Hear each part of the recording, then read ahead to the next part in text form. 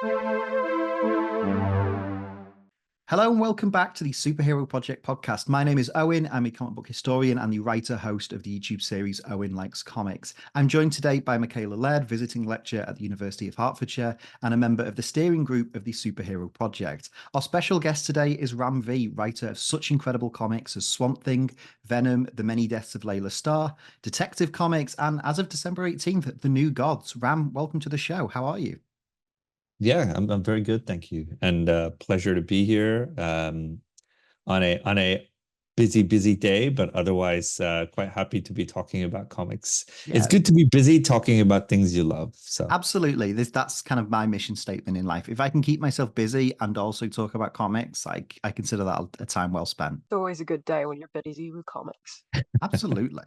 So we're going to kind of structure this conversation into two parts, much like how the kind of DC universe itself is going down these two parallel paths at the moment with absolutes and all-ins. We're going to mhm. kind of have a chat about the past, the present, and the future of your work, specifically the things you're doing at DC at the moment. So we're going to start with a conversation about Detective Comics, which obviously you've been writing since July of 2022, and that run is coming to an end this year. And then you'll be kind of transitioning into working on New Gods in December. So Yeah, Michaela's going to lead the first half of this conversation, talking about all things detective. So I will tag Vicky in. Tagged in. Thank you for joining us, Ram. First off, pleasure. congratulations on what's been a phenomenal run on Detective Comics. It's Yeah, been a thank you. true joy to read it month to month. So given your run started in 2022, you've now actually been writing Detective Comics for the majority of Batman's 85th anniversary this year, Yeah, starting in Detective Comics 27 back in 1939, which is just amazing to think about. yeah. Has that felt daunting at all, writing it during the anniversary? No, not really. I mean, people like to think I'm much more aware of these things than I am, um, but I'm not. And essentially, when I write my stories, I don't, more often than not, unless some editorial diktat sort of worms its way in, I don't really have any concerns outside of my relationship with the story. Even that may sound a little, I don't know, obtuse or vain, but I don't even think about what readers are going to say, what readers are going to enjoy. All of that comes later. When I'm writing the story, I'm just writing the story.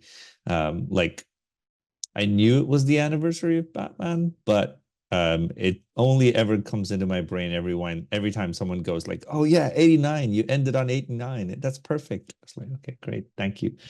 It's actually really refreshing to hear because a lot of the time when I'm talking to creators, they're very aware of how people are going to take their writing, especially when an anniversary is coming up. Sure. So that's actually really good to hear. You mentioned editorial mandates. Yeah. Your run was a solid 29 issues and an annual. Yeah. And obviously it's ending now just as the All In initiative is starting. Did that Mhm. affect your run at all? No, not really. Right at the very beginning, when I started out pitching this run and talking about it with DC, it was always pitched as around 29 to 30 issues. And if you count the annual and the Outlaw event, which was I think one issue every 2 weeks, then that's kind of where we ended up. I think we ended up around the page count of about 30 issues. That's absolutely fascinating because I always assumed when people have planned out a run Mm, that they know at some point it's going to be disturbed because, say, the company has an event coming out or the company suddenly decided they want someone else on the book just for whatever reason. sure. But no, that's really interesting to hear. Also, I think it depends on what kind of creator you are and what kind of, I suppose, what your approach is to the things that you create. Because if you are creating something for what the company needs, then yeah, you're likely to end up in those situations where the company looks at you as someone who does that and therefore says, this is what we need, this is what we want you to do. Whereas I think for me, my entry into DC was largely off of being entirely preoccupied with my own creator-owned work. So I don't get those sort of, we want you to do something different because, Usually that has happened once or twice, and I turn around and go like, yeah, but you hired me for what I do, not for what you want to do. And so I think it depends on what kind of equation you set up. And I think once those expectations are clear, like even DC at the very beginning, they were like, do you want to tie into everything that's happening with the mainstream universe for detective? And I said, look, no, you've already got a Batman book that does all of that. Why don't you let this book do something different, where we can be ambitious and say we're going to tell one story over 30 issues and nothing's going to interrupt it. And they were happy with that. On the flip side, I'm doing New Gods now, and they were like, do you want this to be, a fourth world, its own thing? I was like, no, I want this to be involved with everything that's happening. And so I don't think there's a right way or wrong way when it comes to that. But I think setting those expectations early on is very important. That's really interesting. And we'll touch on kind of the creative process behind New Gods in a second, but just thinking about kind of comparing that to Detective. One thing I really appreciated your run, and I've both enjoyed your work on Detective and what Chip was doing on the main Batman title, is how they very much feel like they're both quintessentially Batman stories, but operating at kind of different ends of the Batman spectrum. Sure. Chip has been very kind of like pushing Batman out of the comfort zone geographically and into all these different universes and realities, while yours is very much kind of explaining kind of the symbolism and themes within Gotham. So with that, and obviously you said that you wanted it to be kind of quite a self-contained book. Yeah. I always kind of interested when multiple creators are working on different titles with the same characters. What was the kind of process of writing Batman at the same time as Chip? Like, was there much kind of collaboration and being aware of what the other writer was doing and kind of, or was it very much a kind of insular and singular project for both of you? I mean, we had a few calls, largely to explain to each other where the stories were going to go. I think during the Gotham War, there was a group call where Chip was like, do you want to tie into any of this stuff? And I said, look, I don't think it really serves my book or yours for Detective to suddenly start tying into the events of Gotham War. We can, though, have tangential sort of references to each other's books. And I think we put a few of those in and people noticed. But that was the extent of the calls that Chip and I had. I think very early on, we knew exactly what our stories were going to be. It's nice to hear that you were both kind of given the freedom and the flexibility to tell your stories, obviously with a way of kind of being respectful and giving the space to the other writer, but without it feeling like you're kind of beholden to also telling their stories in a way. I think that shows in the products of both fronts, in which you both managed to really chronicle and deep dive into different corners of the Batman mythos without it kind of stepping on each other's foot or overcomplicating things. I think it's been, from a reader's perspective at least, I think it's been a really nice relationship between the two series. Yeah, thanks so much. Yeah. I mean, I totally agree in that I don't think the intention, as long as the intention very early on is clear, I don't think DC ever have the desire to go in and scupper something that they agreed to at the very beginning. So I found everyone there was very supportive of that sort of that Detective was going to have a more distinctive approach. That's brilliant to hear. I mean, speaking of the whole collaboration part of it, your run actually uses backups really interestingly. I don't think I've come across a superhero book that uses its backups so intrinsically as you do. Yeah, I mean, it was born off of my time working on the Justice League Dark backups, largely because I realized something very early on with the Justice League Dark backups, was that if you have a backup, no matter how good or bad it is, people will complain. And the reason I say that is, scenario one, your backup is, amazing. Like the reader loves your backup, but they don't love the main story. Then they're going to complain, why am I paying so much for an issue that only gives me 10 pages of what I want? And then on the flip side, somebody hates the backup, but they love the main story. They're going to complain going, why am I paying for 10 extra pages when I don't want them? So the immediate response becomes, why am I spending my time on this other thing that I don't enjoy, unless you end up at this sort of perfect scenario where the main story and the backup are both equally enjoyable while being completely distinct, which is unlikely and unusual. So with Detective, the endeavor always was to say, okay, the reader should never feel like they're reading two separate things. They are reading two separate things, and their reading is not affected. Like if you don't read the backup, it's not like you missed something from the main story. But if you do read the backup, all it does is it provides more richness, more context, more meat to the main story, if you will.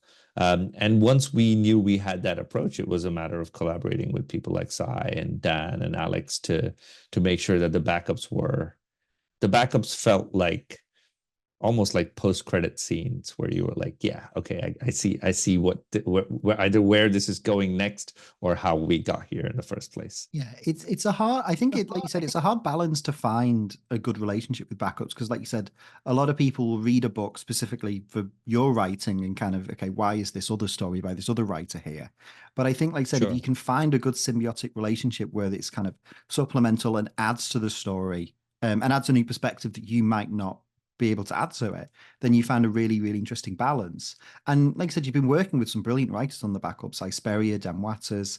How much kind of was your decision on who would work on the backups? Was that something that DC decided, or were you part of the process in selecting who works with you on those issues? Early on, we knew Sai was in and wanted to do some stuff at DC, and so the editor suggested Sai, and I was like, yeah, great, let's bring Sai on board. I always knew Dan was interested, and we'd always talked about it. So once Sai had done a few backups, and then he was going to move on to doing other things. I think he was starting on Flash at the time. Once that came about, I immediately went, well, we talked about Dan early on, so let's bring Dan in. And it helps certainly that, I know both Sai and Dan and Alex outside of the context of being writers, writing stuff at DC. So it helps to have that sort of relationship where I can just, message someone or pick up a phone and call and chat the stories through, which is the level of collaboration that we had each time on these. So a little bit of both, I guess, is a short answer. Oh, that's lovely to hear, because one big question I had, because I recently went back through your entire run when making questions, and the question I had was like, how much did you have to lead what you wanted in the backups? How much did they suggest? So the fact that you were in constant communication with Sai, Dan, and Alex is really great to hear, because it sounds like it was more like an actual collaboration than one person saying, I need this or I want to do this. Yeah, 100%. I think that had always been the intent behind it, and I'm kind of glad we were able to pull it off. Yeah. There is one question I have that seems a bit out there, but I've been dying to ask it for about a year now. Oh, right. Okay. There's a lot of allusions to Sergio Topi's work. There's quite a few in Evan Cagel's covers, and there's some in Raphael Albuquerque's work early on. Was that something you suggested to them, or did they bring it to you? I think with Evan, that Topi-esque influence has always been in the work.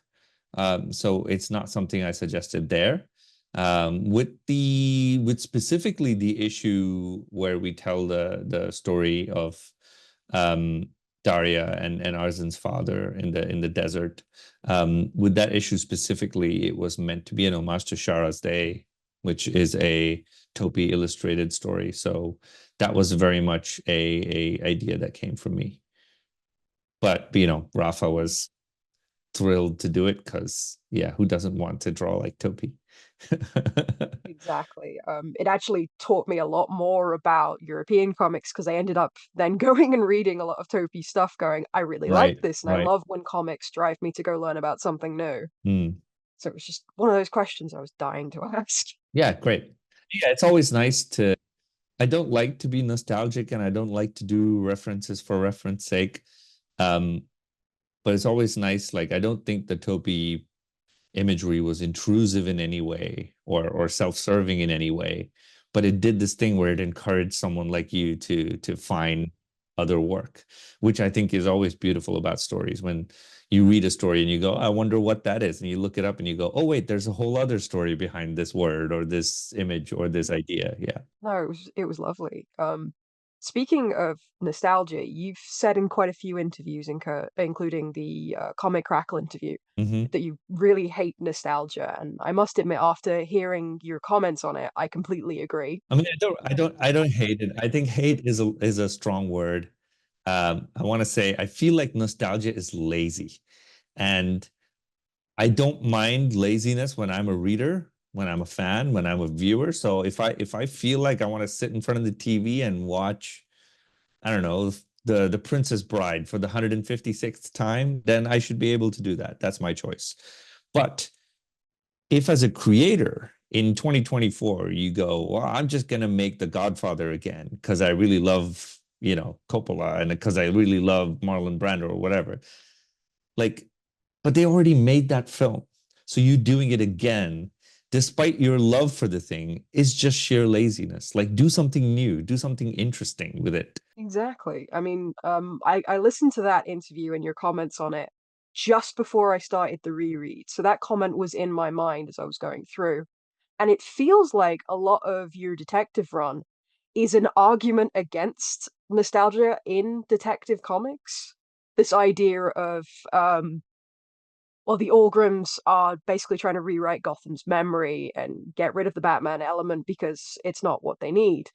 And having that comment in my brain, I was wondering how much you were thinking about writers basically reusing elements of Batman stories all the time when they're trying to create something new. Well, I think there's two ways of looking at that, right? It's not really a commentary against nostalgia. It's a commentary on the nature of comic books, in that if there is always going to be a Batman, then Gotham is always going to be in danger, and if I asked a comic book reader, if I could save Gotham, would you be okay not reading any more Batman comics? I think any Batman fan would go, no, no, I still want to read Batman. So there's almost this kind of perverse idea that that's okay. Gotham can suffer as long as I get to read more Batman stories. And then if you took that idea and now said, okay, what if I were to ask this of the human that is Batman? Must you always continue to have Batman? If I could save Gotham, would you be okay giving up the mantle and just becoming Bruce Wayne? Which is what the Orgams do. They come in, they say, look, we can save Gotham. Then the question becomes, yeah, but the way you're saving it is not the right way. Okay, well, if you don't want to, if you haven't been able to do it for whatever number of years you've been trying, why do you get to decide what the right way is? And so then the question becomes about asking who deserves to be saved, and how do you save something, and these questions of black and white, like, is it good that Gotham is a terrible city with its people in perennial danger? But if that's not good, and if that's a bad thing, what do you do? Do you just weed out all the negative elements? Can you engineer societal conformance like that, and so that's kind of where it blossoms from. It's not really a commentary on nostalgia, more on the circularity of comics and what you're willing to give up to keep a myth going, if you will. Yeah, I love that approach because, like you said, it speaks to not only kind of deconstructing, reconstructing Batman as a character and what he symbolizes, but it's also a kind of commentary, like you said, on the very cyclical and serialized nature of comics. This idea that writers can kind of push the boat out throughout their runs, but at the end of it, everything has to kind of return to the status quo. Your run very much feels like it's challenging that notion and the kind of fans' expectation of what a run should do, which I found really fascinating. I want to circle back to your comments about The Godfather. This isn't me kind of taking umbrage with The Godfather or anything, but I thought your point was really insightful about kind of, it's okay. If you're going to use kind of existing stories in media, add to it, recontextualize it, do something interesting with it. I think that's something that in pretty much all of your books that I've read, you've always excelled at, is adding something new to a mythos or reinterpreting it or even subverting it in different ways. And I wanted to ask you specifically, so there's a couple of characters in this run, specifically like Barbatos and Simon Hurt, who are pulled from like the Grant Morrison run on Batman from the mid to late 2000s, which is a personal favorite of my run. And given kind of what you've said there, it seems like there was a very intentional decision to use those characters and call back to that period of time, and while also kind of putting your own spin on it. Can you discuss a little bit about the process of incorporating aspects of Morrison's work in your series? Yeah, really. I mean, to me, the interesting part of Grant's work was their sort of thesis that Batman was the part of Gotham's design. That as long as Gotham was designed the way it was, Batman would be part of it. And most people just went along with that idea, which is fine. But, you know, sometimes you can also make a flaw the part of something's design. You know, something, the design of something can be flawed. And so to me, it was interesting to ask this question whether Batman was an intended part of Gotham's design or a flaw that repeats itself in Gotham's design.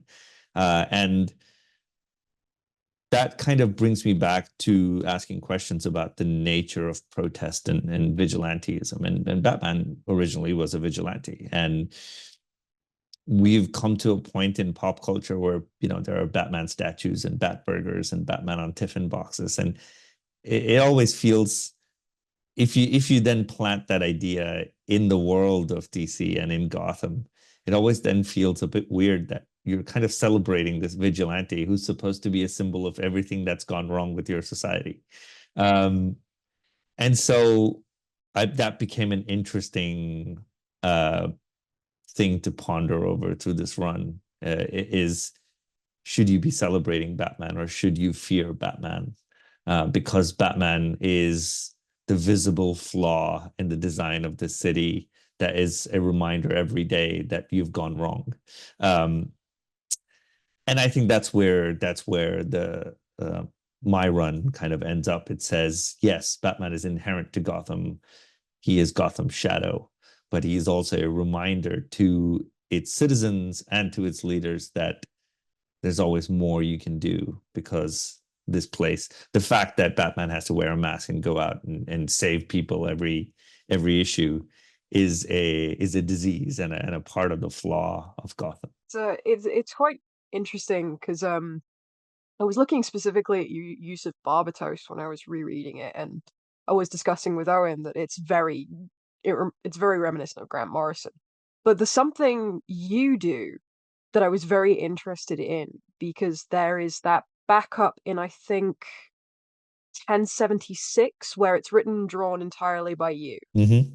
And you actually use the Barbatos sigil from the Lesser Key of Solomon, which I think is actually the first time I've seen that used in any DC comics. And I was just wondering, like, were you researching the quote real Barbatos when you thought about using him? Yeah, of course. I mean, I had already researched that, and also to put that in context, that is Hurt's idea of who Barbatos is, right? And so the idea being, he is obsessed with summoning this Barbatos, and maybe in some way, and maybe I'm explaining my point of view, which I would not usually do when it comes to story, but I think I don't think Hurt intends to summon this like demonic bat creature, but I think Hurt intends to summon within Batman this Barbatos nature of him, which is he wants Batman to give up the pretense of being this kind of flawed, aging human being in any way and just be Batman. Like you don't need to carry along that loser Bruce Wayne. Just be Batman is what Hurt is trying to say. It's interesting that you talk about wanting Batman to sort of ignore his Bruce Wayne side and, just accept being Barbatos. Before Batman is infected with an asthma, about in the middle of the run, we see Bruce almost arguing with this figure of Barbatos within him, and Barbatos is very much seen as an antagonist. But as soon as the asthma is introduced into Batman, you now have Barbatos helping him sort of fend that off.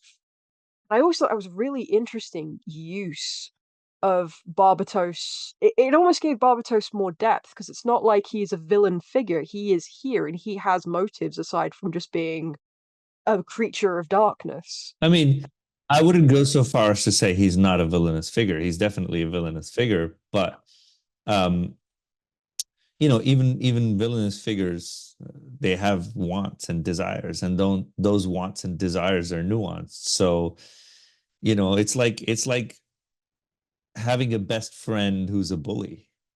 Like your best friend wants to bully you, but also if somebody else tries to bully you, then he will show up and be like, no, no, no, you can't bully him because he's my thing to bully.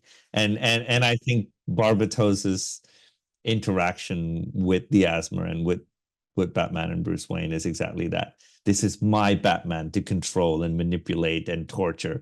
You cannot torture him. Be gone, creature, Oh, it's brilliant, because I really appreciated the use of Barbatos there. Because, like I said, I would never say he was not a villain. He is very much a villain.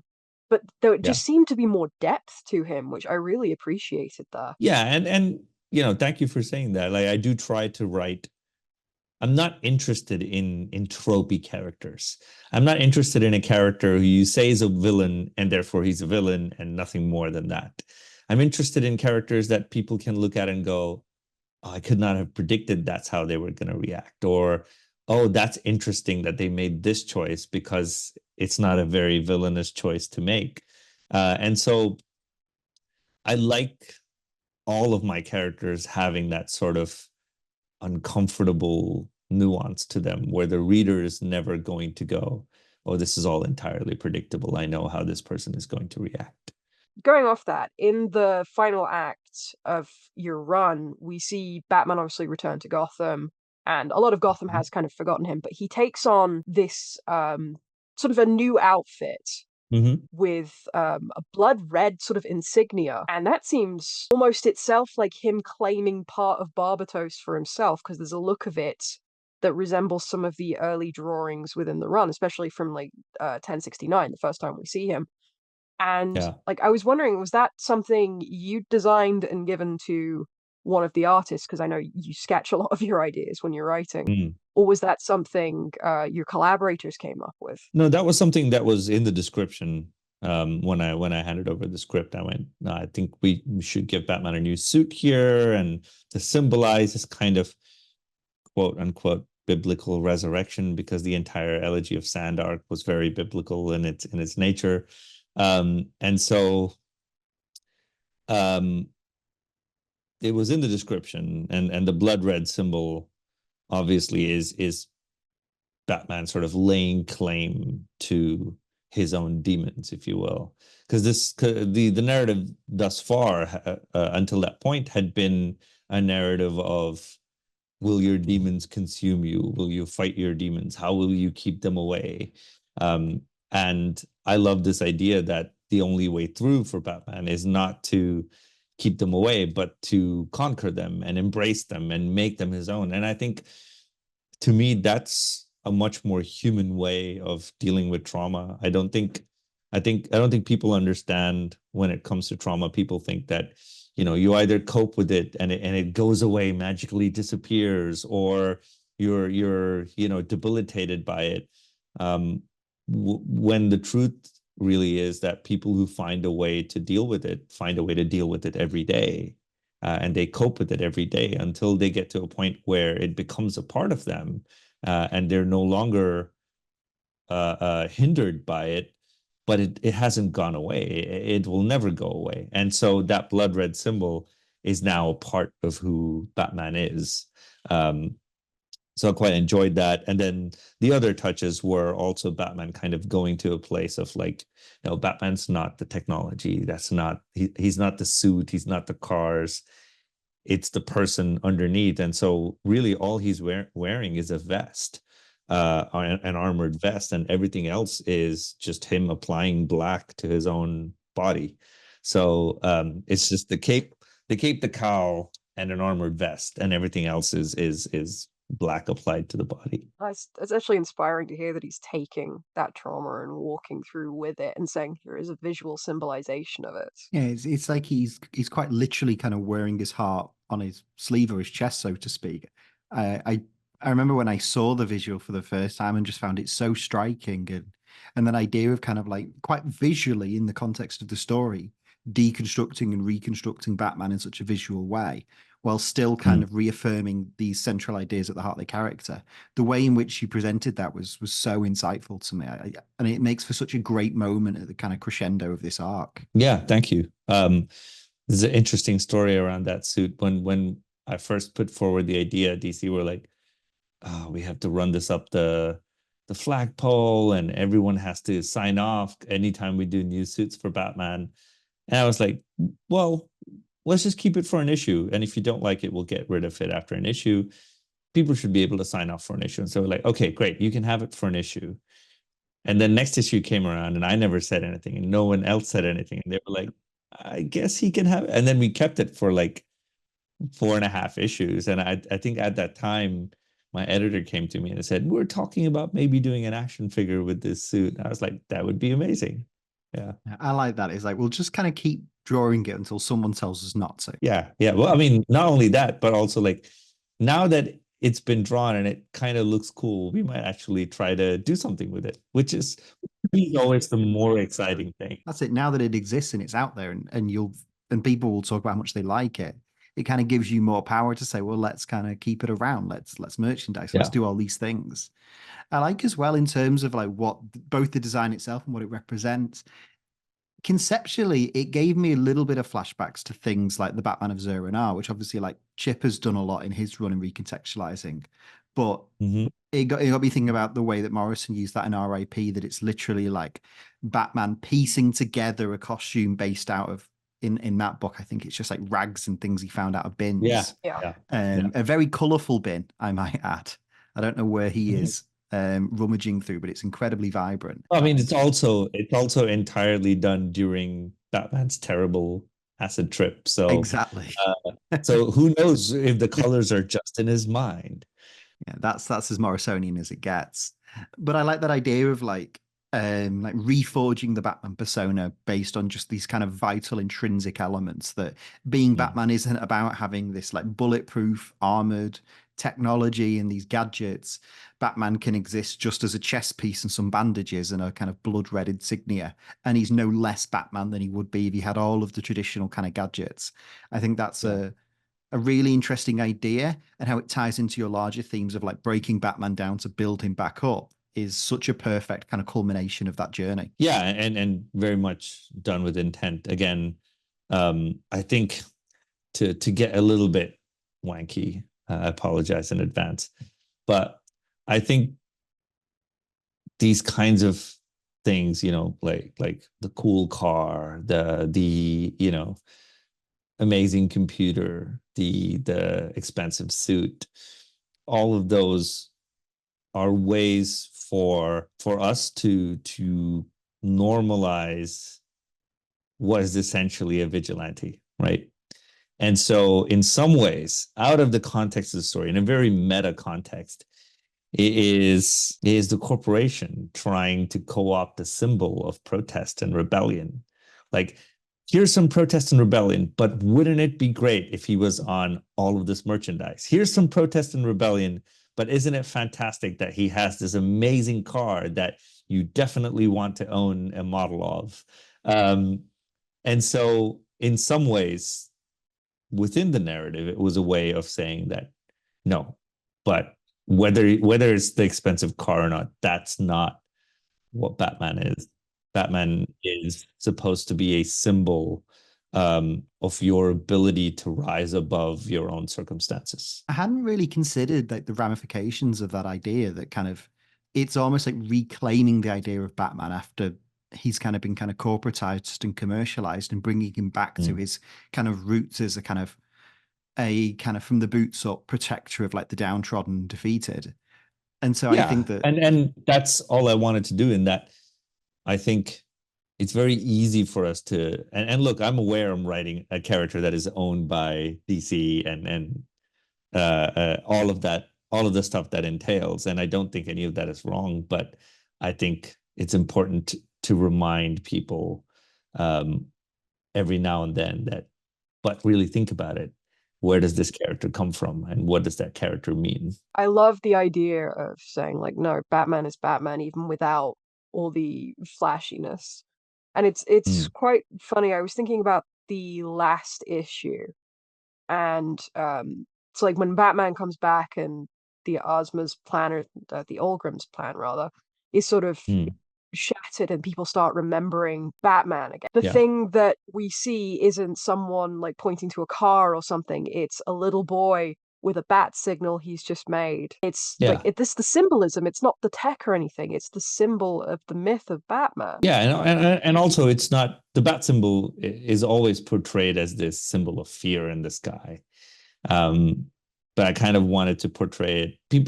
I think people don't pay enough attention to the fact that if you're not a criminal and you're walking down the street and you see that symbol in the sky, you go like, okay, he's out there somewhere. Yeah. That's good. It's just as much a kind of And symbol as hope as it is a symbol of fear. yeah, exactly. Yeah. And so kind of wanted to make that point as well. And yeah, you're right. It's not, no one's pointing to the car going down the street. But people are leaving a light on in the hope that Batman comes down the chimney. So And I think there's something really powerful about the fact that it's kind of a young child as well. Given how much, like, so much of the myth of Batman starts around kind of the tragedy of things that happen in childhood. yeah, To kind of visually demonstrate Batman as this kind of protector and savior of children, someone that the kind of young and the oppressed can all kind of look up to and rally behind, is such a powerful motif and a powerful image. And especially in the context of the story, I think it just works brilliantly. yeah. Thank you. It's interesting. I don't know if either of you have read it, but there's a autobiographical comic called Something Terrible by it's published by when their name was Dean Tripp. Their name is now Mayday Tripp, but it's about the real life story of Mayday coming to terms with terrible things that happened in their childhood by clinging on to that symbol of Batman. And it's they show themselves as a child wearing the Batman symbol and talking about how it's hopeful to them. So it is Mm. something that I think people do neglect to think about, that symbol does strike fear in villains, but is incredibly comforting for some people. Yeah, especially as a symbol of someone kind of dealing with their trauma and finding a way to move on past it and grow beyond it. I think in many ways that does relate back to Bruce having to have almost the blood red Barbatos on his chest. It's like, no, it's hopeful I'm moving through it with this. Yeah, yeah. So throughout your run, a lot of different villains are kind of showcased. We've talked about a couple of them already. But I was really curious by the fact that specifically two characters, two very much kind of classical Batman villains in Mr. Freeze and Two-Face, almost kind of become historic, like heroic figures by the time that the book ends. They're fighting alongside Batman for their city. And then to counterpoint that, you have characters like Duala Den, the Joker's daughter, that make a comeback, who are kind of taking advantage of all of the chaos and the unrest for their own agenda and to spread more terror. In terms of kind of deciding which of these villains to incorporate and which kind of side of the fence that they're on in this situation, was there an overarching idea that you were trying to convey with their usage? Yeah, I mean, with Two-Face, I think Two-Face was the most direct visual metaphor for what I was trying to do with Gotham. Is if I gave you an option, all you had to do was sacrifice all the bad people in Gotham, and then magically you would have a good city. Would you be willing to pull that lever? And so most people would answer, well, yeah, go ahead, sacrifice the bad people, and we'll be left with a good city. So then Two-Face is the symbol of that, because where do you separate Harvey and, sorry for this term, but we internally called him Scarvy. So where do you separate the two halves of Two-Face? That's true. Where does the kind of, the former kind of district attorney and man that represented law and order in the city, where does he end and where does this kind of monstrous antagonist begin? It's a really interesting question to unwrap. And then also, more interestingly, you realize that when Batman is saved in the first sort of half of the run, it's the evil part of Two-Face that saves him. And then when Batman at the end needs to be saved this time, It's the good part of Two-Face that chooses to help him and arrive on the scene. And so you can have two sides of a character that you may consider good or bad, and sometimes they may still make the right choices when it comes down to their part in the bigger picture. And so this idea that somehow extricating all the bad from the soul of a place will make it good is for the birds. Absolutely. So then on the subject of villains, something you showed quite a lot of restraint in, and something I was quite appreciative of, is that I feel like every Batman writer at some point has this thing where it's like, I need to write the next great Joker story, where it's kind of like you very much take a less is more approach to referencing and incorporating the Joker in your story. Obviously, there's the kind of moment where he's brought up kind of in conversation with Catwoman, and then he pops up in the backups with Duela Dent. Shows up to destroy a person's life, microwave a cat, and leave. Just a day in the life of the Clown Prince of Crime. I But mean, it was honestly, with all of the conversation around Joker, I thought that was the best way to do it. That I love the idea of Joker as a completely unpredictable, chaotic figure. And there is no like people are rightly obsessed with wanting to explain the Joker, but explaining the Joker makes him not the Joker. And I don't think people understand that.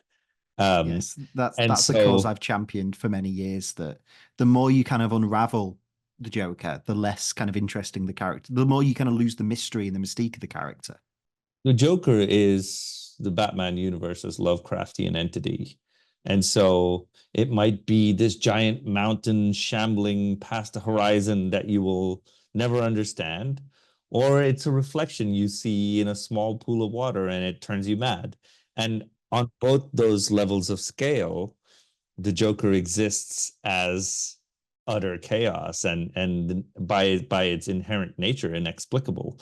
And so I kind of wanted to use the Joker, but in this very nonchalant way, shows up for a few pages, but like certainly starts a chain of chaos that exists even past the finale of the book. Well, that's what I was going to say. I found your use of Joker really, really fascinating, because in terms of like page numbers, he plays quite a small role in the story.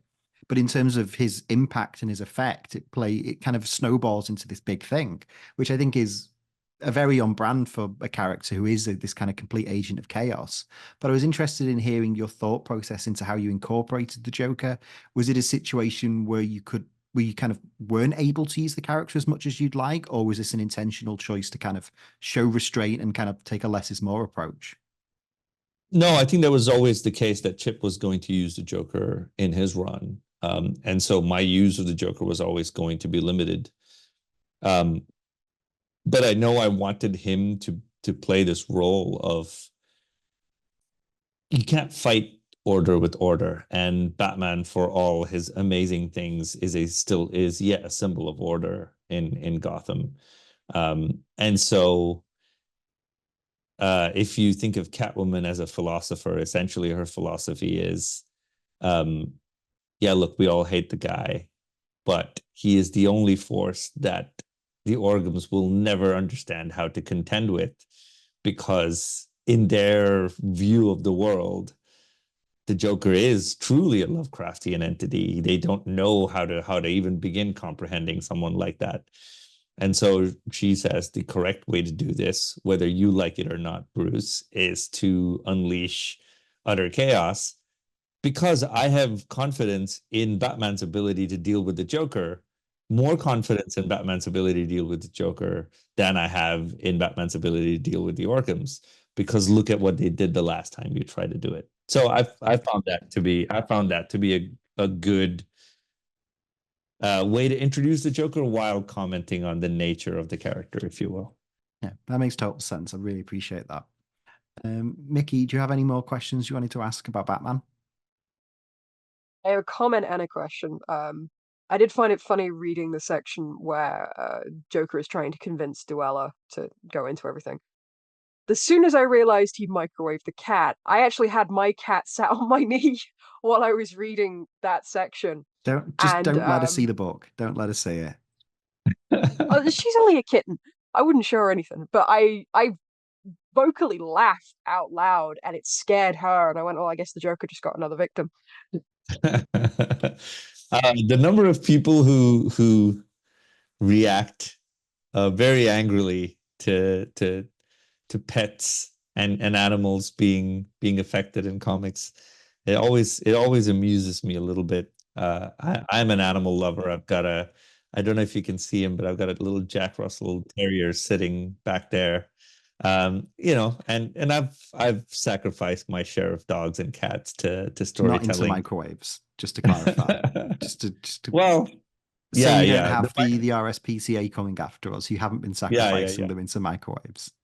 No, I mean in story. Yes. Yeah. Just thought it was good to clarify. Yeah. And so I always get people like reacting very strongly to it. And I go, but you read comic books every day where people, like villains, do worse things to people, but that you're okay with.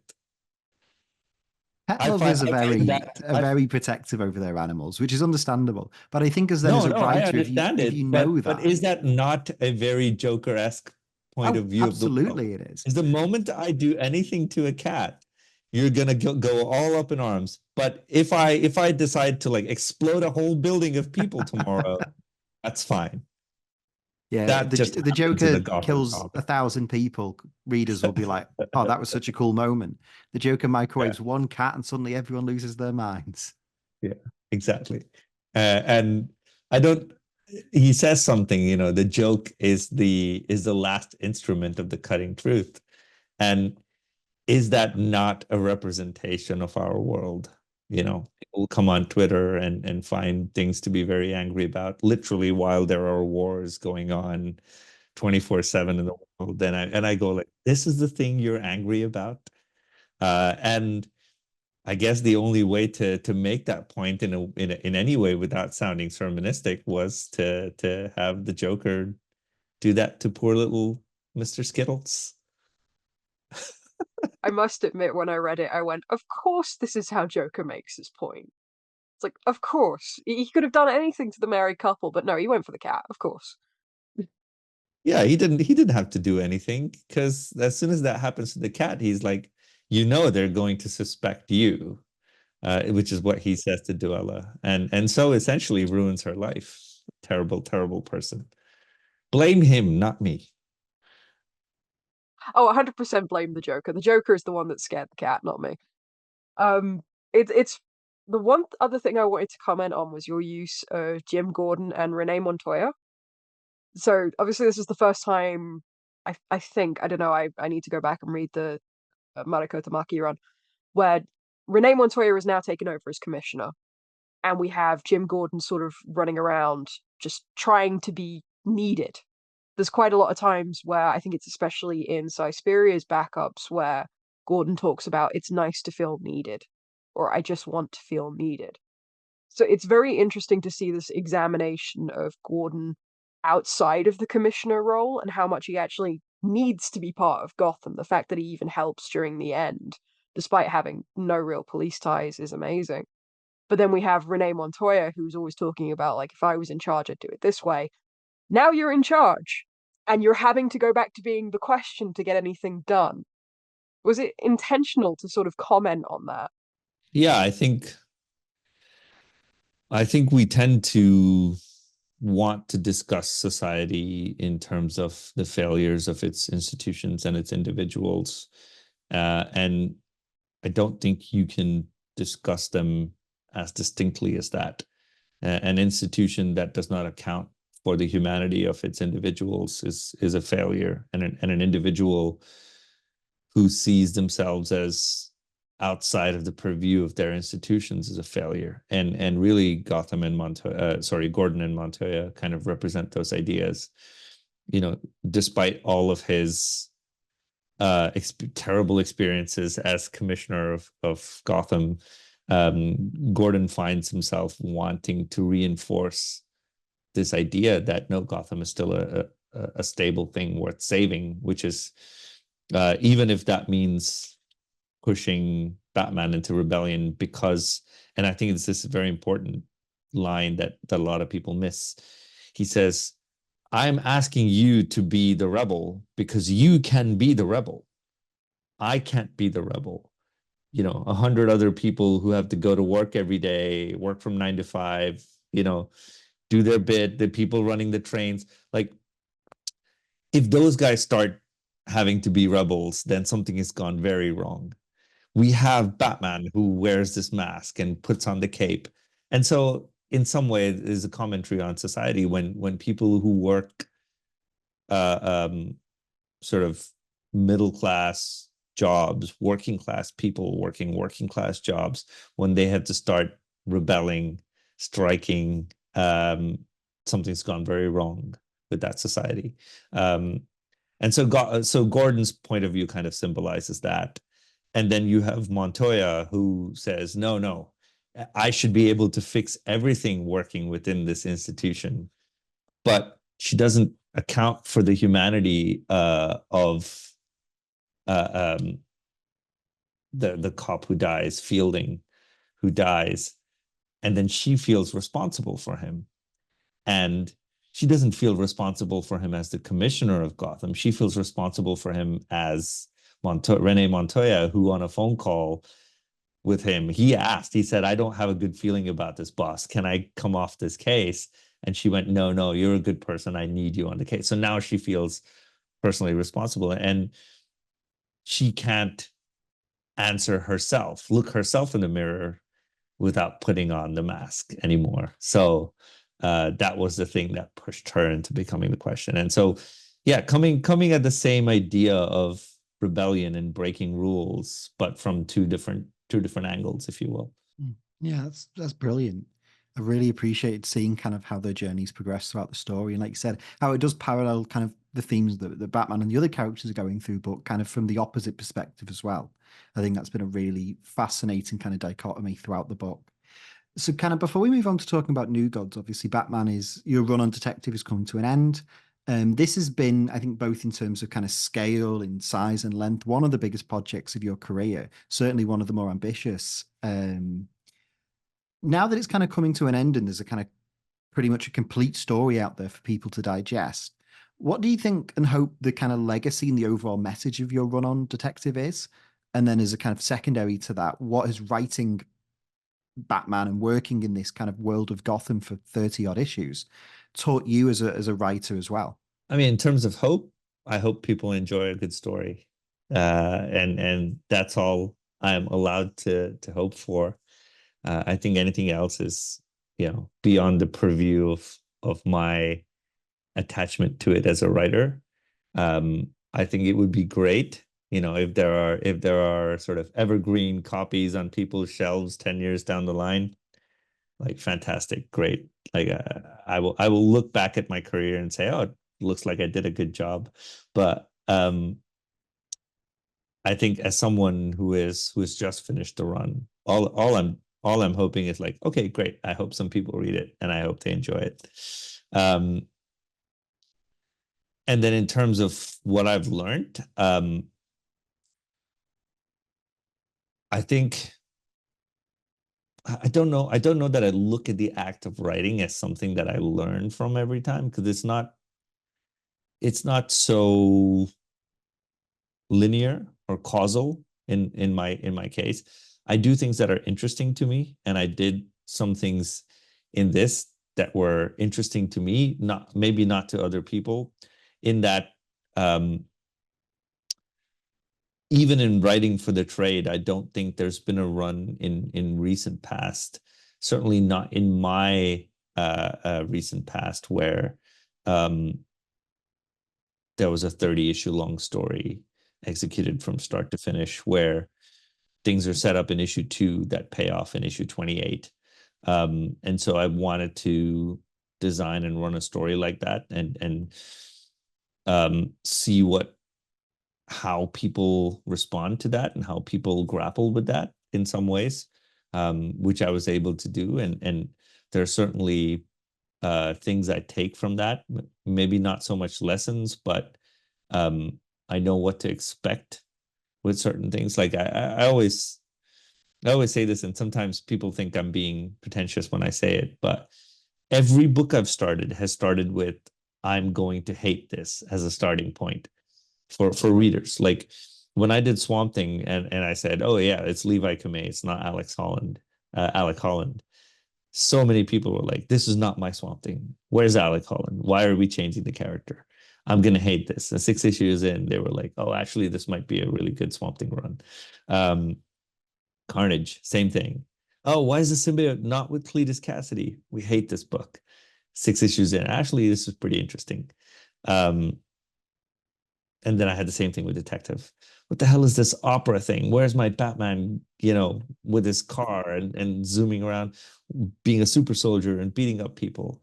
And then about this time, not 6 issues in. I mean, there were convert 6 issues in, but I think it was around the Outlaw arc that people really started seeing the shape of what this was going to be.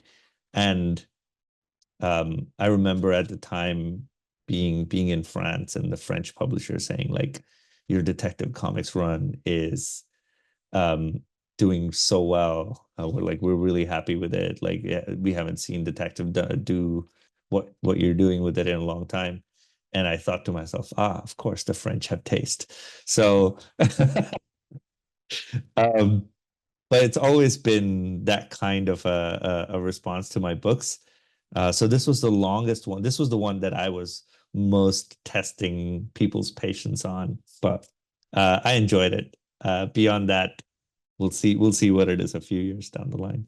Absolutely. And I think the final product speaks as a testament to that. I've always enjoyed your ability to start a run in quite unexpected positions and kind of making the audience go with you and trust you on it. And more often than not, pretty much in all the books I've read, at least by the midway point, I'm like, okay, I'm an idiot. Ram's right. I should stop doubting him.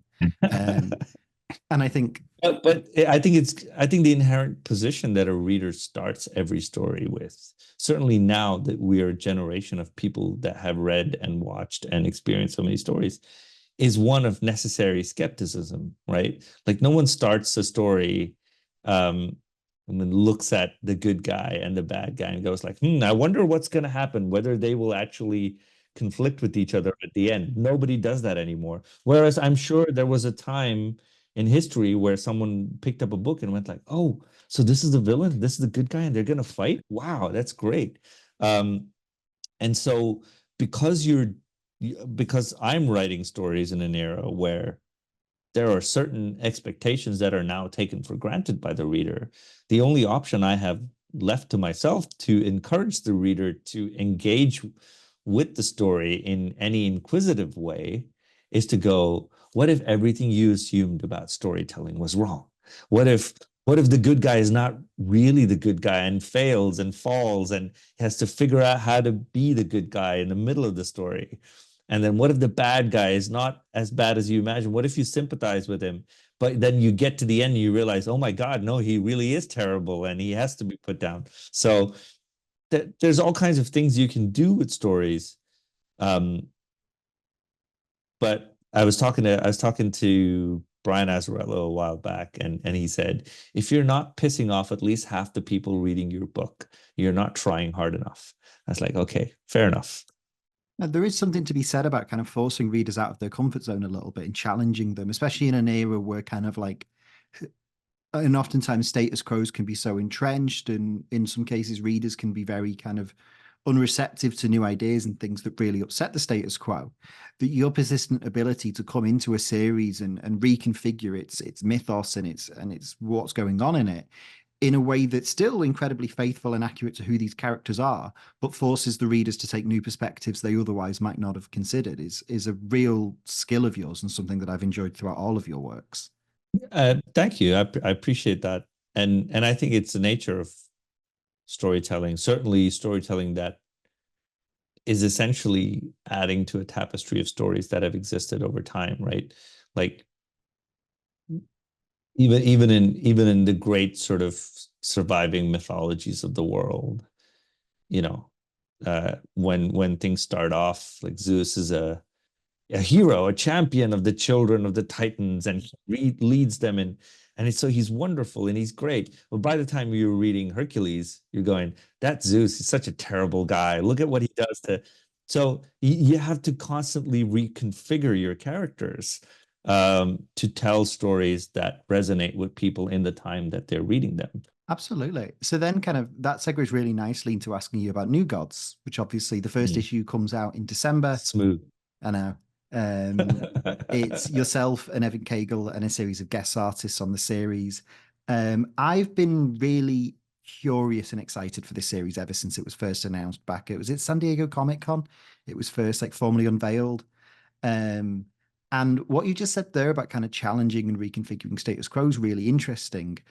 Because even already, just from the All In special, it's very clear that your New God series is going to be in a very interesting place for the Fourth World characters, because Darkseid is off the table. And I was listening to your interview with John Suntress, and you talked about this idea of like, well, what does it mean for all of these characters, for Highfather and Orion and Metron and Scott and Barda? What does it mean for them to exist in this kind of ecosystem of the fourth world without one of these kind of major pillars in Darkseid? So even like before the runs even started, you're already tackling this corner of the DC universe in a very unfamiliar place. I was interested in hearing about what your initial pitch was for New Gods and how it ties into things like All In and the Absolute line and kind of Darkseid's death and resurrection, how that fed and tied into your interpretation and your approach for this series. My initial pitch for New Gods happened long before any of the All In and Absolute stuff was even on the table, because I think about 3 San Diegos ago, so maybe 2021, I think I was at a breakfast meeting with the then group editor at DC, Ben Abernathy, and he was like, "So what do you want to do after Detective?" Because I had just started on Detective, but he was like, "Yeah, great. So what's next for you after this run?" And I went, "Well, I want to pitch you a huge, sprawling idea that brings the fourth world back into relevance and contemporary context for DC readers, partly because I knew that Detective was my time on this sort of bigger, well-known character. Everyone has expectations as to who Batman is and what he should be doing, et cetera, et cetera. But I also really enjoy taking on characters no one's seen in decades and going like, cool, can we now look at these in a completely fresh way for completely new readership as well? And so I knew that the next phase of my DC writing had to be me doing these kind of obscure characters. I wouldn't call New Gods obscure, Well, but compared to Batman, certainly, yeah, compared to Batman, and also certainly in terms of contemporary relevance to what's happening in the general DCU. New Gods tend to be these kind of, oh, they came from far and showed up for like 10 pages and did something and then went away. Whereas I wanted to tell a narrative where they were very much sort of embroiled with the day-to-day conflicts of the DCU. So that's where my pitch came from. And then obviously I was aware of where Kirby was taking his inspiration from for writing things like New Gods. He was drawing from Greco-Roman mythology. He was drawing even from other parts of the world. There were references to East Asian mythologies there. So I said, everyone knows Indian mythology is this thing, and everyone, sees it from afar and goes, these are like strange 6-armed gods with elephant heads. But the thing that fascinates me is that the big difference between Indian mythology and more Western mythology, if you will, is that in Indian mythology, the gods are not meant to be exemplars. They're not meant to be things you look at and go, oh, I should be like that. No, if anything, if you read Indian mythology, even these tales of gods are cautionary tales in terms of like, this god was proud, and so this happened to them, and so you should not be proud. And so I wanted to bring in some of that, because that makes for much more interesting characters to write and also much more interesting stories to tell, in my opinion. And so I wanted to bring a piece of that mythology. But I didn't want to bring in like, hey, suddenly there's an elephant-headed god running around with Orion or whatever. So I brought in the underlying structure of the end of the world myth from Hindu mythology. So the Hindu version of a Ragnarok style myth, if you will. And then specifically within that, it says the last avatar of God is yet to be born on earth, but one day he shall awaken when this kind of great darkness comes over. And I'm gonna say something that I don't think people realize how much of these comics that they enjoy are taken from already taken from Hindu mythology. So the idea is that, and this is not just Hindu mythology, it's a prevalent idea across multiple mythologies, but the Hindu mythology literally calls it the Great Darkness, right? So the Great Darkness existed first, there was nothing, and then there was light, and it shattered the Great Darkness. Now, the light is quite literally the source from Kirby's original mythology. The Great Darkness is, everyone knows the Great Darkness in DC. But then here's where it starts getting weird. So according to Hindu mythology, the darkness was shattered into 6 pieces.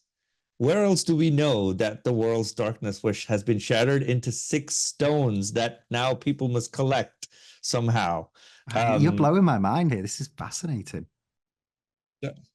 And then the idea, again with Hindu mythology, is that the last avatar of God will manifest to fight off one of these 6 pieces of the great darkness. Now, if that does not sound like a big superhero set piece, I don't know what does. So I said, I'm going to bring that idea and I'm going to put the new gods on top with that and say, great, what if the last new god was to awaken on Earth? And then there are interesting pieces with that version of the mythology where it says in Hindu mythology, this last avatar must meet 7 immortals who have lived on Earth for all of time. And these 7 immortals must each give him one gift that he will then use as an instrument in his final battle. So my pitch to DC was, great, what if the last avatar is a new god? And he must meet 7 immortals of the DCU, and each of the 7 immortals must give him a gift, a power, that he will then take to fight off whatever approaching great darkness exists. That became the underlying framework of a very long and sprawling story, out of which we are telling the opening with this New Gods run. Obviously, the advent of a prior unknown new god now showing up on Earth means New Genesis doesn't know if this new god is of Apocalypse. Apocalypse doesn't know if this new god is of New Genesis. And so they're going to react to this information in unexpected ways. I think you touched on this. I think you touched on that in the interview with John Suntress that I watched, where you mentioned that obviously this is an apocalypse that has kind of lost its pillar in Darkseid. Might be looking at this child as this kind of like savior for their people, and it might be New Genesis that take a more kind of cautious approach. So in Hindu mythology, there's a character called Narayan, who I'm named after, and Narayan is this very sort of low-key kind of figure in that he's very knowledgeable, eventually a good guy, but I would be very suspicious of that idea. But Hindu mythology is rife with stories of this guy going around and meeting various gods and saying like, oh, last Wednesday I met this other god and he said this thing about you that I found very interesting. And then he'll go meet the other god and be like, just yesterday I was talking to that other guy and he reacted really poorly to me just mentioning that you said this. And then he will just sit and watch these 2 gods collide and the worlds be destroyed. And he'll be like, isn't that amusing? So to me, Metron it has already been written as a character very much like that. And so at the very beginning of this narrative, Metron goes to New Genesis and says, well, there's going to be this new god that's going to come up. And let me tell you, Highfather, everything is going to change. And Highfather looks at Metron and goes like, oh, that doesn't sound very good. And then he goes to Apocalypse and he says, well, there's this new god showing up on Earth.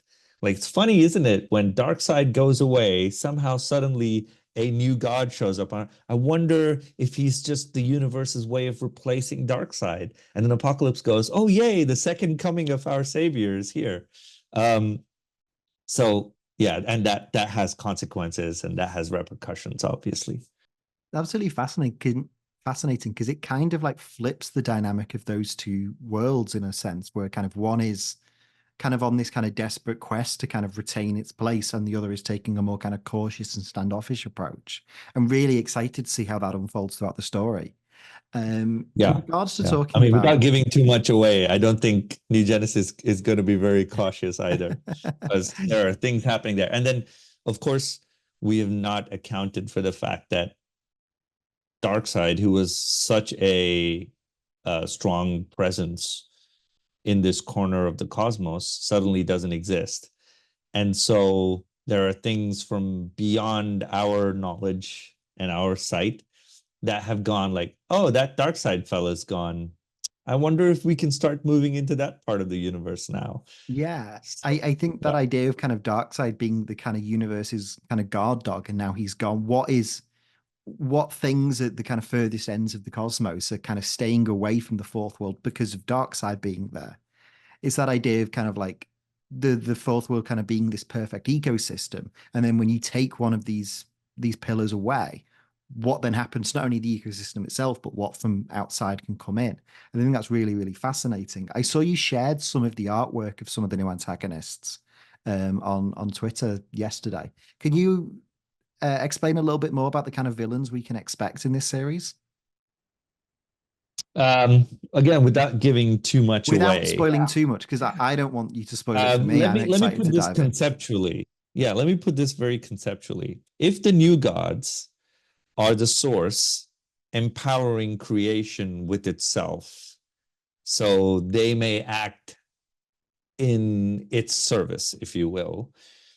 If the source did that, then surely the great darkness that was shattered will find a way to do the same. Will say, well, great, I'm going to empower some other people who are manifestations of my power. And so far, Darkseid has been this force of balance between them, because even though technically Darkseid is still a new god, so he's still powered by the source as well. And even though he's looking for the anti-life equation, even though he's rebelled against the source in his own way, he is still a new god. What if if you were looking at Highfather and Darkseid as two ends of the spectrum, you're going, Highfather's good guy, Darkseid is bad guy. What if the spectrum is twice as long as you thought it was, and Darkseid's just the middle? So that's It's like you talked about that idea of kind of in the kind of context of Gotham. Is Batman inherent or is he a design flaw? It's a similar situation with Darkseid here, where it's like he is an antagonist. He has done all these monstrous things, but the fourth world is designed in a balance. By design. Yeah. Yeah. And then when you take Exactly. that out, what does it mean for not only the kind of shifting power of the fourth world, but what can be let in his absence? I think that's something I'm so fascinated to see unfold in the series. Yeah. Yeah. So the only thing I'll say beyond that is the antagonists are called Nictari, which comes from the word nict, which is I think the Latin root for night. So darkness associated characters, if you will. I'm really, really excited to see all of this unfold. So one of the things that really caught my eye about this series, and we've talked about the kind of the birth of a new god a lot, so let's kind of dive into that specifically, is the introduction of Live Free, a name that was too good not to use, I assume. And something that Kirby himself would be very proud of, and a little bit jealous he didn't come up with. Yeah, I'm glad to hear that. So one of my all-time favorite comics of the last 10 or 20 years was the Mr. Miracle limited series that Tom King and Mitch Gerads did. I think that is it's probably in my top 10 graphic novels of all time. I adore that series. And one of the things that I found it so powerful that I didn't think had really been explored in length until that book was kind of this idea of re-examining Mr. Miracle through the perspective of fatherhood and generational trauma, and how through the birth of his son Jacob in that story, he learns to overcome his own, or doesn't overcome his own trauma and kind of the things he's been through in his life. I think that was a really insightful series for me when I first read it in 2017. And so when you announced that you were also going to be kind of an in continuity version of that, where this kind of Scott and Barda have Liv, I was really interested to hear kind of how you're going to handle those characters in particular, Mr. Miracle, Big Barda, and Liv, both in terms of like the large scale prophecy and all of the kind of inter-universe conflicts they're going to be having, but also the kind of small scale character studies they're going to be going through as well.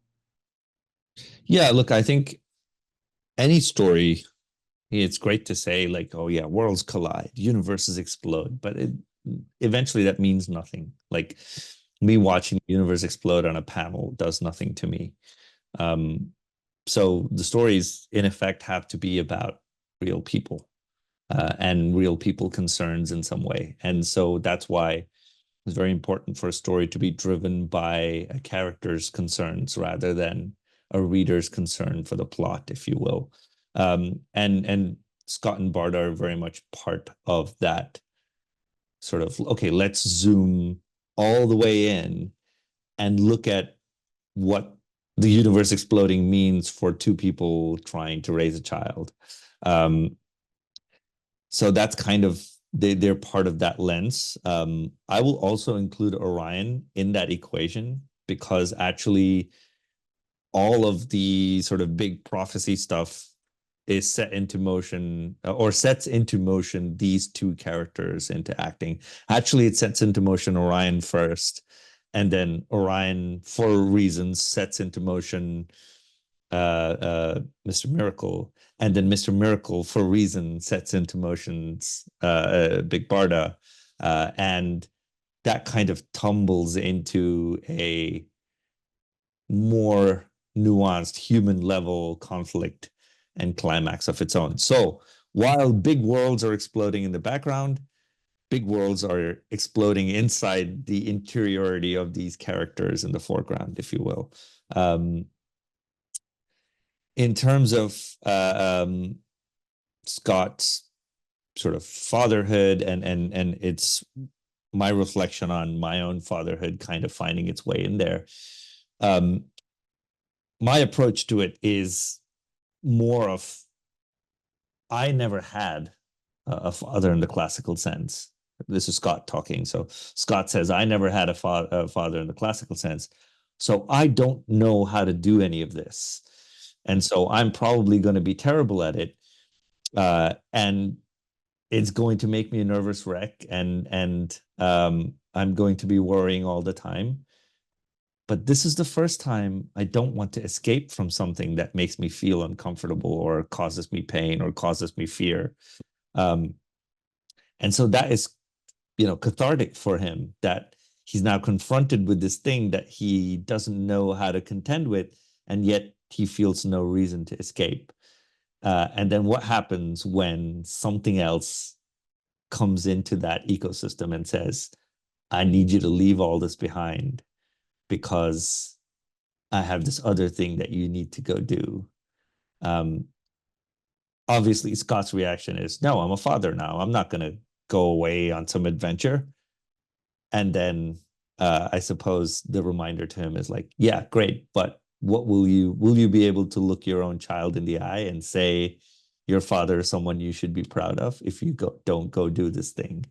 And so, yeah, there's questions of responsibility, parenthood, how to value yourself as well in that relationship and that equation.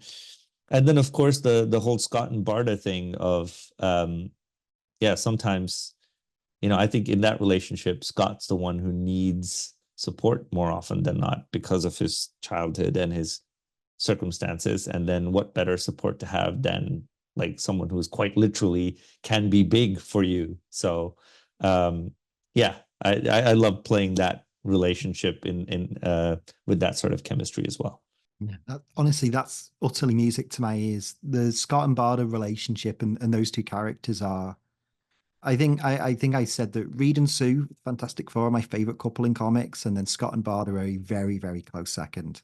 So I'm already like massively excited to see kind of all the large scale stuff, like you said, but knowing that there's still this incredibly personal and emotional crux of the story within that with these two characters is just, it sounds perfect to me. It's everything I'd look for in a New Gods series. Excellent. I So no honestly can't pressure. wait for it. I don't know, no pressure at all. I'm enjoying it. I was quite literally talking to Evan, who's drawing pages from the issues, and I said, I think we're making something special here. Like I think even we can tell when we're working on the pages that this is going to be very cool. Yeah, so I'd like to ask you about Evan. So obviously you've worked with Evan Cagle before together on Dawn Runner, and then he did the covers for Detective. But as far as I'm aware, this is his first kind of major interior work for DC. No, When he you, did an issue of Catwoman before, in my Catwoman run. And he's worked on a short Superman and the Authority thing with Grant um, before. So it's not his first thing at DC, but as a kind of but it is major his ongoing first. series. Yes, exactly. It's his first sort of series at DC, certainly, and also first thing where, yeah, really the he is the driving factor behind. Yeah, that makes sense. So with that, obviously you and Evan have worked together for a long time before. When you pitched the series, did you always envisage him collaborating on it with you? No, I mean, like I said, I originally pitched it somewhere like 3 years ago, and Evan and I were just starting our collaboration on Dawn Runner. But I think over the time as we were working on Dawn Runner, it became apparent to me that Evan had this um, unteachable and unusual talent of conveying scale in a comic. And it's very hard to do. There are not a lot of people who can do it. And the moment you see one panel in Evan's book, in Evan's page, you know exactly how big that thing is, whether it's humongous or it's tiny or it's far away or nearby. And I think that kind of ability to convey space and scale is very important for a sort of spacefaring sci-fi cosmic adventure. Absolutely. And Like then just the from the other kind of thing, just from the preview pages that have been released, I think Evan's penciling work and like you said, his ability to show scale and speed and all of these ideas are absolutely stunning. It seems like such a perfect partnership for what this New God series is. It yeah, I really was gonna does. say Every time I see the previews, it's just it fits yeah, so just well. Like I think you showed I think you said it was the first page of kind of Light Ray and one of the new characters kind of running together and the way it's kind of got like New Genesis in the background and just this, like you said, the scale and the grandiosity of it. It was absolutely stunning to see. And if the entire book can look like that, I think we're in for something truly beautiful. I mean, the entire book does look like that. So, and I think also the thing I don't want to leave out that yesterday I posted this tweet about which had two images of Scott Free and Orion kind of just hanging out, and the amount of emotion there is in the transition in Scott Free's face from one panel to the other, like you can't teach that. Like beyond being a good artist, you have to be a good observer of people to know how to convey, because it's not a happy look, it's not a sad look, it's somewhere in between. You can't But really it put says that so in. much with Yeah, kind of just two panels. I saw the exact images you were talking about, and I found it very powerful. And I think that if Evan can balance that idea of the large scale grandiosity with those small scale emotional moments, which is the same thing that you were talking about wanting to do in your writing, I think if that can be as symbiotic a relationship as you're saying, again, not to yeah, jinx this, and but that's I think we're in exactly for something why. really Yeah, special. yeah, that's exactly why it's me and Evan collaborating on this. So I'm not gonna lie, what from was the the process images like I've of seen. bringing? Sorry, Mickey, go on. That's all right. I said I'm not gonna lie, from the image I saw of Orion and Scott, I want to show that to my first years who are learning about how to do their own comics. Because you're right, that is such a hard thing to capture. And Evan has done it so well that I just want to show it to them and go, look at the subtle differences and how well it's done. And you can only really get that from observing people. Yeah, like the words in that, while they may offer context to plot, et cetera, the emotion is entirely conveyed by, I wouldn't even say by the entire panels. The emotion is conveyed by the movement of Scott's eyes and the slight curving of his lip. That's it. But there's an ocean between the two panels in terms of their emotional context. So no, it's masterful. So with that kind of, what was the process of bringing Evan on board? Was that something that you pitched for? Or did DC approach you with that? No, when New God started becoming a much more tangible, like, okay, we need to put this book on the production, whatever schedule. There were questions of like, okay, cool, who's going to be the artist? And I mentioned Evan right away. And I think this was about halfway through Detective, where Evan's covers had become somewhat of a sensation even inside the DC offices. So as soon as I said Evan, they were like, yeah, great, perfect. Yeah, Let's do because it. it's one of those, or even just from kind of the previews of the first issue, sometimes you just stumble upon a creative team, a writer and artist that seem like such a perfect fit for each other and for what that book is. I think I can only name a kind of small handful of moments in the last of this century where it's like, no, that's the one. It's like it's things like Snyder and Capullo together on Batman. It's, you know, only like, I agree. And I think, outside of all of the art and the work that we do, Evan and I can just sit on WhatsApp and chat with each other. I mean, video call each other and talk about anything for 2 hours.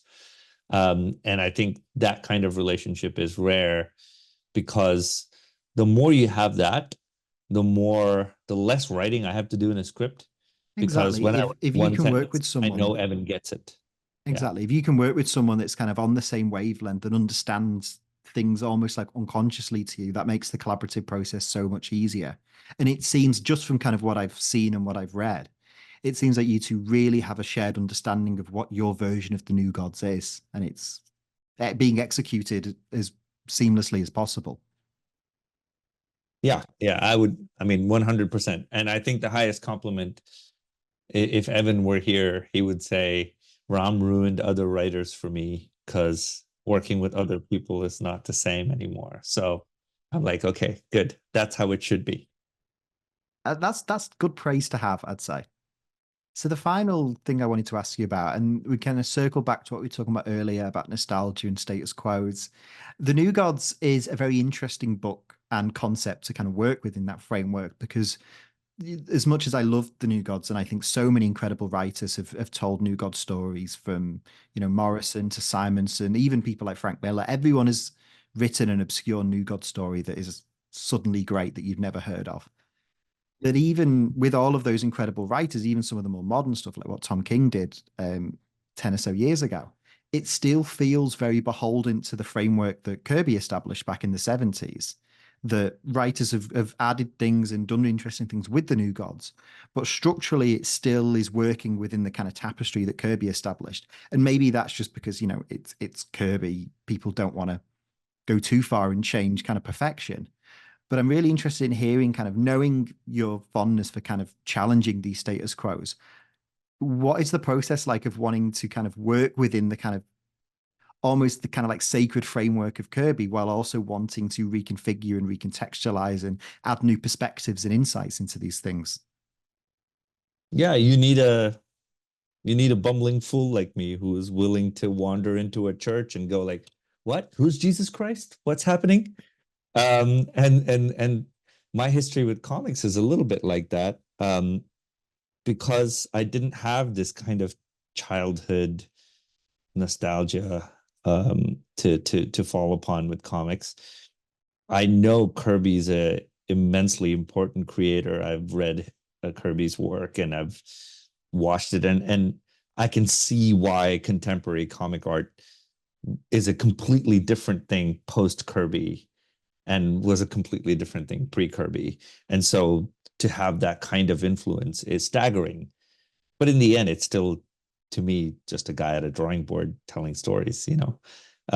And so I am absolutely that bumbling fool who will walk into comics and go like, cool, I can do some Kirby stuff. Great. I don't have to do it like Kirby because I have no idea I'm supposed to feel this kind of reverence for it. All I feel is joy and excitement and fun, but I have no sort of connection that makes me go like, oh, I can't change any of this or I can't touch any of But this. I think that's necessary though, because as much as I love what Kirby did on that series, and I definitely see why it's become so historically significant, I think there has been a little thing where, and it's caused the New Gods to not be as kind of prominent in the wider DCU as they should be. People seem to be very resistant to going in and kind of messing up Kirby's work in a sense. And not to say that that's what you're going to do, but I appreciate and admire the fact that someone is coming in and saying, right, let me kind of do my own thing with these characters that is still faithful to what Jack wanted to do with those books, but those books were also back in the 70s. It's time for a kind of a re-examination of what the New Gods mean, both for yourself as and your background and your kind of approach to storytelling, but also in the world of DC now. The DC universe is very different to what it was in 1971, and so I think it is time for a modernization and an update while still being true to those kind of classic stories as well. Hmm. Yeah, yeah, like I said, I think you have to approach these things from a position of irreverence, to be able to look at something objectively and go, cool, this is what I would do with it. The moment you bring in some kind of I'm beholden to what came before me kind of thing, you're falling down the trap of just creating something that's a lesser version of what was already Well, there. that's how you end up remaking The Godfather, I suppose. Yeah, exactly. So, but these things happen, you know, like I think it's also a matter of getting some distance from it. Like I can think of 4, 5, 6 artists who all started out looking like they were aping Mike Mignola early in their careers, and then 5, 6 years down the line, they've had enough distance from it. Yeah. And then you can see the same of someone like James Herron comes in and his art style is mind-blowing, and then all of a sudden there's like 8 different people whose work all looks like James Herron, and then eventually some of them stay and then some of their voices change. And so I think stories kind of work in that way. They were so influenced by Kirby when he had first sort of burst into the scene, and he'd done all these books. And then you can, I would say Frank Miller had a similar influence. The moment Miller's books were at their peak, I could see like a gajillion other writers wanting to write. Absolutely. It goes in waves. There's a generation of writers that are just trying to be Frank Miller.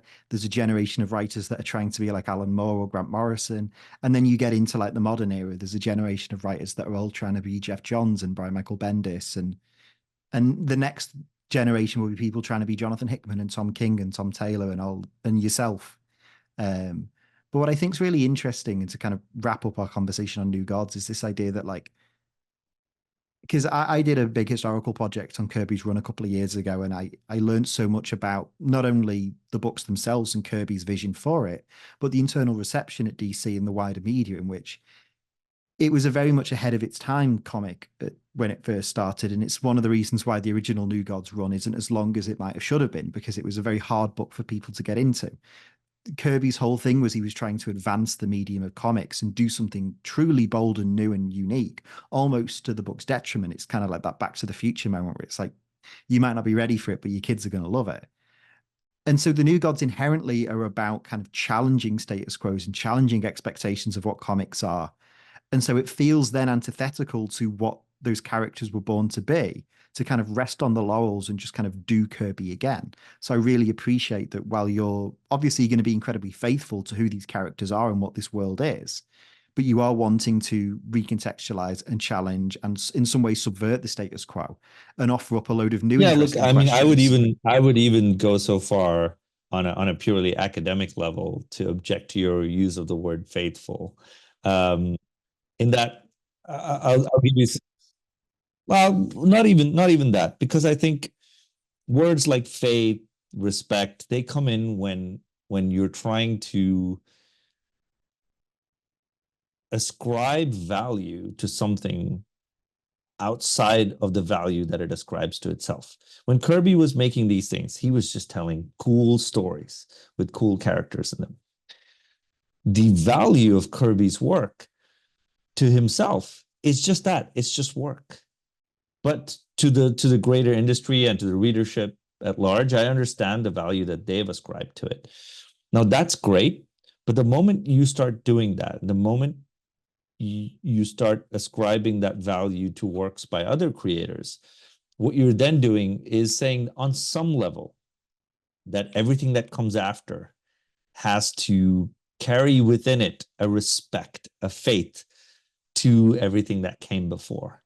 And I think the way I would phrase that from a creator standpoint to the only thing of real value at the core of any of Kirby's creations, or in my case, from a previous example, the only thing of any value to take from Alan Moore's Swamp Thing run is that Alan Moore understood why people love Swamp Thing stories.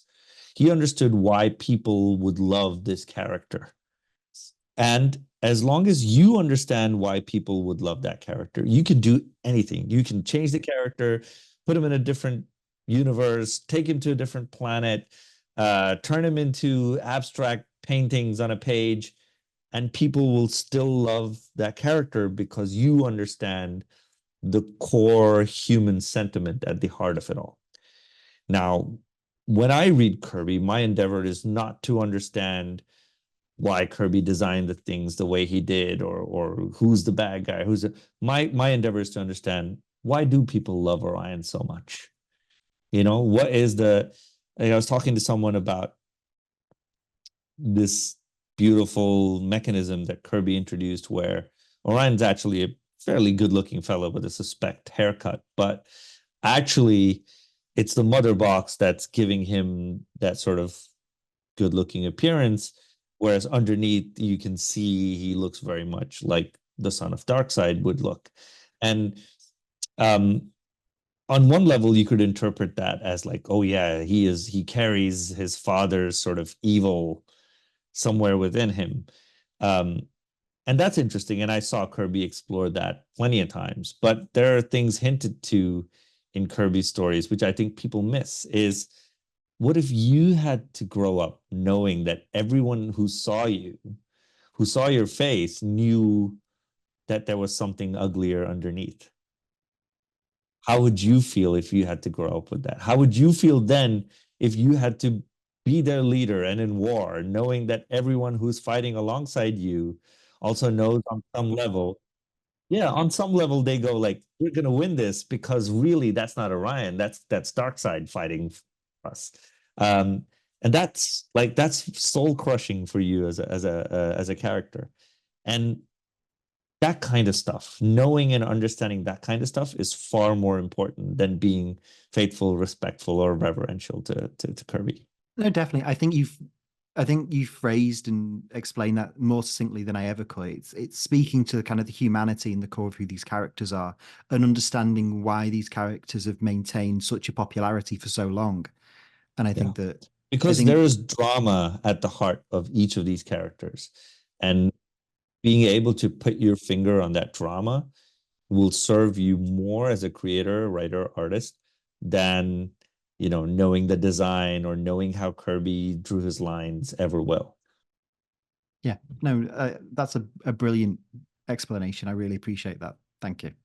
So the final little question I wanted to ask. So like I said, I was watching your interview with John Suntrust from Word Balloon last night, and there was a little tiny thing you mentioned that I wanted to ask about, where you mentioned that when you were kind of workshopping the ideas for this, that you kind of shared some ideas with Al Ewing last year at Thought Bubble in Harrogate, an event that everyone in this meeting was at, funnily enough.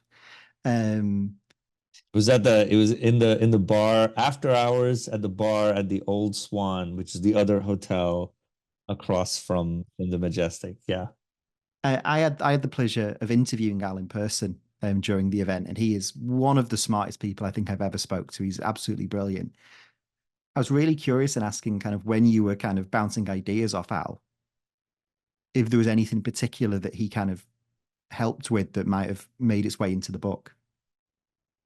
Yes, there's a whole arc midpoint beat dedicated to that. But I can't tell you about it because it is so pivotal and mind-blowing. Yeah, it is certainly at the heart of the journey for one of the characters. And yeah, I don't think it would be fair of me if I didn't say, like, I took that from Al and I said, "Thank you, sir. I shall get you back anytime you need me on a project. You shall have my sword."